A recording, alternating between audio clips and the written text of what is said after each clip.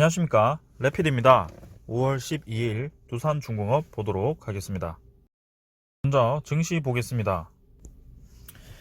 자, 오늘 공시에도 제가 올렸지만 장 분위기가 너무 좋지 않았습니다.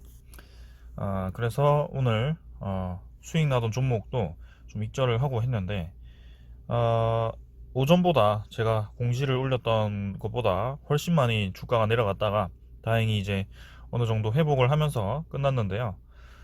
이 외국인의 이 매도가 좀 마음에 들지 않아요. 네, 지금 2조 7천억을 매도를 했고요. 코스피에서는, 외국인에서는 1,600억 매도를 했습니다. 그래서 둘 다 오늘 1% 이상 하락을 했고요. 코스피 차트가 좋게 진행이 되었다가 자, 이렇게 또 음봉이 나왔습니다. 그래서 이쯤에서 제가 얘기를 드리고 싶은 것은, 이렇게 갈 자리에서 네, 자꾸 이렇게 음봉 맞으면서 못 가게 되면 결국에는 못 올라갈 가능성도 좀 있거든요. 네, 그래서 지금 단순히 이 코스피가 조정을 받는다기보다는 조금은 뭔가 애매합니다. 지금 올라갈 듯 하면서 자꾸 못 가니까 애매하게 진행이 좀 되고 있고요. 특히 우리나라 증시만 안 좋게 흘러가는 것이 아니고 다우, 뭐 니케이, 지금 해외 증시, 중국 빼고는 다 오르는 것 같죠. 네, 그래서 유럽 증시도 좀 많이 내렸고요.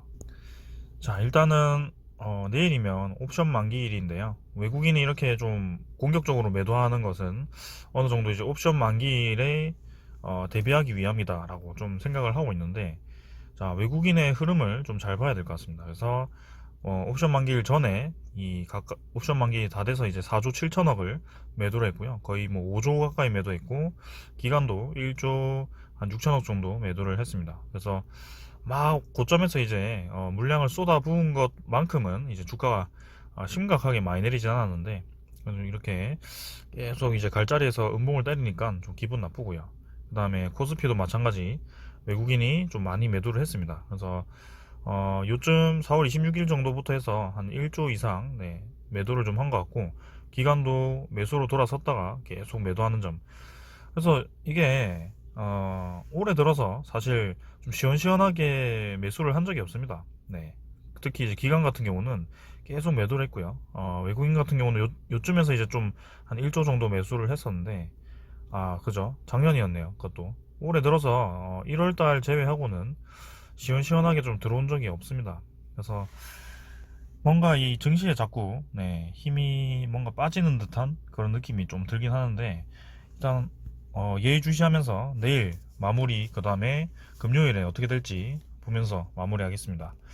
자, 그래서 항상 중요한 것은 이 수익도 좀 중요하지만 리스크 관리가 중요하거든요. 네, 그래서 선물도 보시면 나스닥과 다우가 또 내리고 있죠. 네, 이게 단기적인 하락이 아니고 지금 3일 연속, 3일 연짝으로 이렇게 하락이 나오니까 뭔가 이 금리 인상에 대한 대비를 하는 것인가, 아니면 또 다른 뭔가 악재가 나오는 것인가, 아니면 코로나19가 또다시 확산되는 것인가, 뭐 그런 소식이 일단은 시원시원하게 나오지 않아서 주가만 이렇게 내리니까 조금 불안한 모습입니다. 그래서 저도 그렇게 공지를 좀 올렸고요. 10년물은 뭐 안정적입니다. 지금 요새는 뭐 채권 수익률이 이게 별로 중요한 건 아닌 것 같아요. 네, 그래서 안정적으로 자리 잡은 지 좀 된 것 같고요. 이제 1.6% 정도에서 크게 움직임은 없는 것 같습니다. 자, 그래서 지금 외환도 네, 달러도 좀 오르고 있죠. 네, 지금 보시면 저점 찍고 반등을 합니다. 이 저점까지 안 내려가고 여기서 이제 꺾어서 다시 올라가는 추세인데요. 여기도 좀 주목을 좀 해야 될 것 같습니다. 자, 그래서 지금 증시는 뭔가 찝찝하다. 네, 지금 내일 옵션 만기일 이후에 이 5월 중순부터 다음 달 6월까지 어떻게 이 지수가 흘러갈지 좀 잘 봐야 될 것 같고요. 일단 대장주 삼성전자가 좀 지지선을 깨면서 하락이 나왔습니다. 그래서 뭐 별로 이 대형주 움직임도 좋지 않고, 뭔가 지수를 끌어갈 만한 소스가 조금 부족하다 이렇게 생각됩니다. 자, 오늘 증시는 이 정도로 보고요. 항상 조심하면서 지켜보도록 합시다.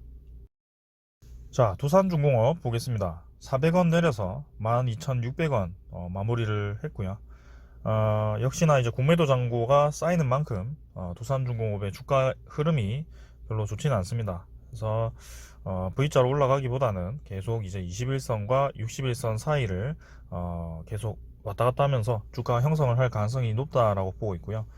여차하면 이제 61선도 깨면서 241선까지도 좀 하락이 가능한 그런 위치입니다. 그래서 두산중공업이 지금 단기간에 좀 내릴 수 있다라고 말씀을 드리는 거고, 상승보다는 하락에 무게를 좀 두고 있고요.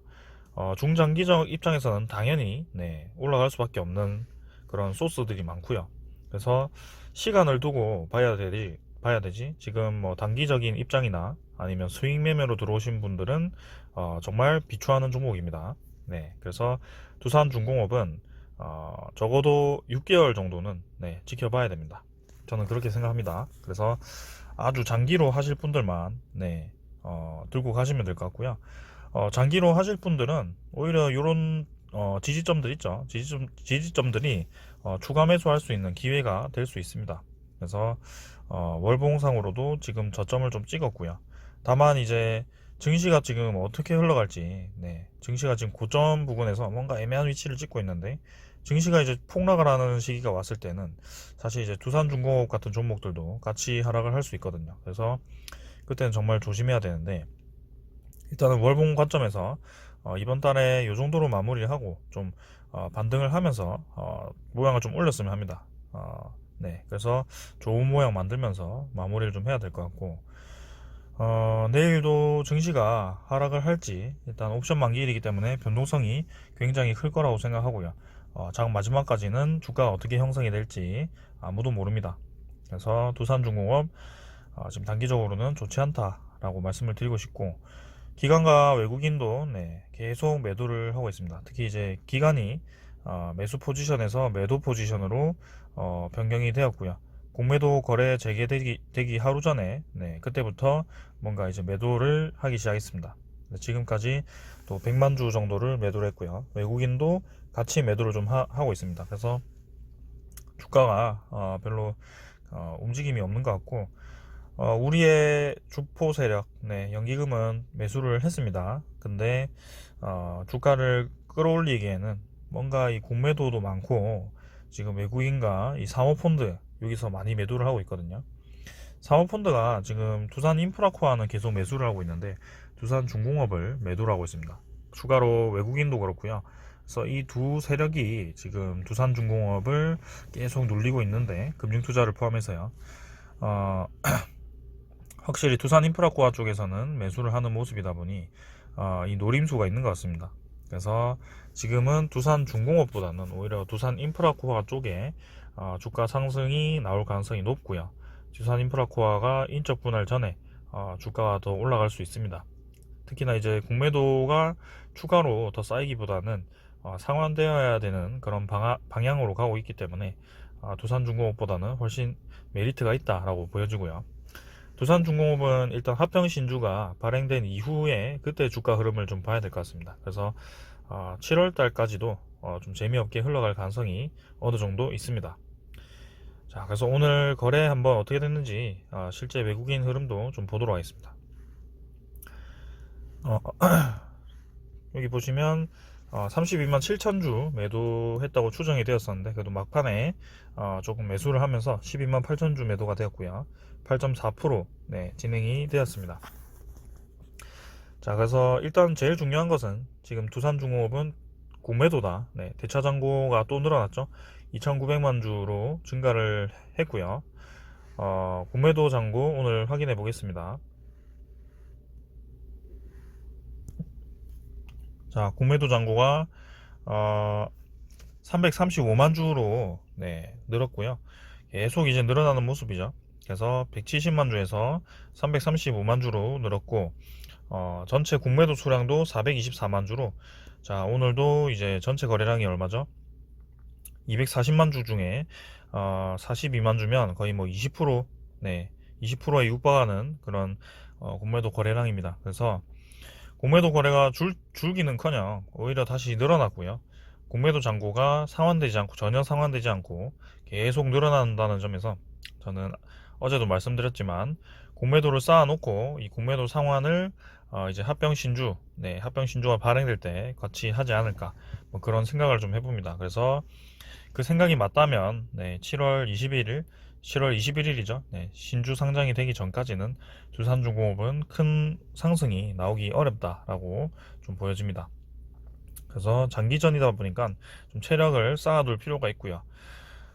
좀 스윙 입장에서 들어오신 분들은 제가 이제 21선 이탈했을 때 네, 매도하는 것을 좀 추천을 드렸습니다. 그래서 스윙은 단기간 지금 추가 매수도 하지 마시고요. 네, 절대 접근하지 마십시오. 자, 두산중공업 오늘 기사 하나 보겠습니다. 400억 원 규모의 발전소 기자재 공급 계약 수주를 했습니다. 자, 그래서 롯데건설과 대구, 청주 열병합 발전소 건설 사업 공급 계약 체결했고요. 내년 10월까지 120메가와트급 전기 터빈 발전기 각 한 개씩 공급을 한다고 합니다. 그래서 두산중공업이 이제 전기 터빈 관련해서도 이제 사업이 진행이 되고 있다. 네. 그다음에 이 발전소 기자재는 거의 뭐 국내 1위죠. 그래서 앞으로도 계속 이제 두산중공업이 이렇게 소규모 아니면 대규모 발전 플랜트 수주를 하면서 계속 실적을 쌓아갈 거고요. 두산인프라코아가 8월 달에 매각이 되고 나면 7월 달이죠. 그때 이제 그 8,500억으로 또 부채를 많이 상환을 할 거고 단기 차입금에 대한 그 이자 발생률이 많이 줄어들 겁니다. 자, 그래서 지금 건설될 발전소는 지역 내 에너지 수요와 친환경 에너지 전환 요구에 따라 액화 천연가스를 사용하는 열병합 발전소로 건설이 된다고 합니다. 그래서 이런 이제 친환경 국내 열병합 발전소의 기자재 공급 계약 수주에 성공했기 때문에 앞으로 이제 두산중공업이 추가적으로 친환경 발전 플랜트에 계속 기자재를 공급할 확률이 크다 이렇게 보고 있고요. 거기에 이제 자체적으로 지금 추진을 하고 있는 수소 발전소죠. 네, 수소 액화 플랜트와 수소 생산, 네, 그린 수소와 블루 수소 생산 거기에 따른 두산중공업 수혜가 계속 예상됩니다. 하지만 지금 당장으로서는 지금 공매도에 타겟이 되었기 때문에 주가가 지금 네, 오르지 못할 상황이 왔고요. 이렇게 공매도 공격을 좀 심하게 받고 있습니다. 그래서 지금은 계속 21선과 61선 웬만하면 이제 61선 지키면서 가야 될 것 같고요. 바닥을 이제 기면서 다시 한번 추가 상승을 위한 준비를 좀 해야 될 것 같습니다. 자, 그래서 여러분들께 계속 이제 분석을 드리고 있지만 두산중공업은 조금 큰 마음을 먹으셔야겠다. 그렇게 말씀을 드리겠습니다. 그래서 전체적으로 보았을 때는 이렇게 큰 밴드 안에 들어가 있고요. 네. 이때처럼 이제 241선 근처에까지 또 하락을 시키면서 또 갈 수도 있기 때문에 그런 각오를 좀 하셔야 될 것 같습니다. 자, 일단은 웬만하면 61선 지키면서 가야 될 것 같고요. 지금은 이제 기관과 외국인의 물량이 같이 감소한다는 점에서 조금 이제 이 합병 전에 뭔가 이슈가 있는 것 같습니다. 자, 그래서 두산중공업 오늘 여기까지 하고요. 지금 공매도에 초점을 두고 대응을 좀 하셔야겠습니다. 네, 두산중공업은 지금 당장에 뭐 추가 원전 수주라든지 뭐 그런 큰 이슈가 아니고서야 주가가 조금 움직이기 어려울 것 같고요. 네, 지금은 조금 움츠려 들어 있는 상태이기 때문에 시간을 가지고 체력 안배를 좀 하시길 바라겠습니다. 자, 오늘은 여기까지 하겠습니다. 감사합니다.